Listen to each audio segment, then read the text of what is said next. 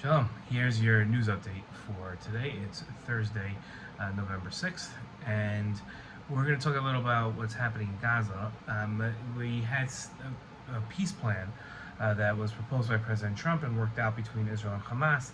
It had 20 points to this peace plan, but the first few were fulfilled, meaning that the live hostages were returned. Most of the dead hostages, their bodies and remains have been returned, but not all of them have been. And the idea of Hamas disarming, which was a central tenet of the agreement, especially for Israel, has not occurred. And now you have a team of Americans on the ground who answer to Steve Witkoff, who answers to Secretary of State, who answers to the President, who are trying to move on to the next stage. And the question is, what does the next stage look like? According to the plan, there's supposed to be a force that's in there in Gaza that is keeping the peace. That force is not supposed to be Israeli, but no country has stepped up to put that force there. There's nobody training to be that force.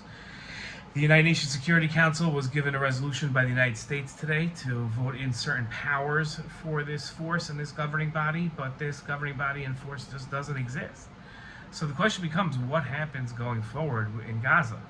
Does Israel just simply stay and allow the situation before October 7th to again happen, and just what we call mowing the grass? Every time there's a terrorist that we see, we try to kill that terrorist, but just allow Hamas to remain in power?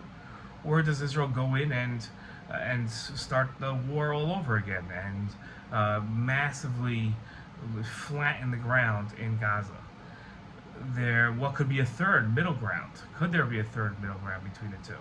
Those are the questions that really the entire world does not have answers to and is grappling with.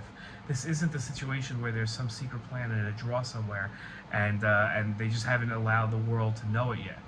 This is really a point of confusion that world leaders are trying to grapple with and trying to understand, trying to come up with an answer, and it doesn't seem that there is one now, even though there was an agreement and a plan.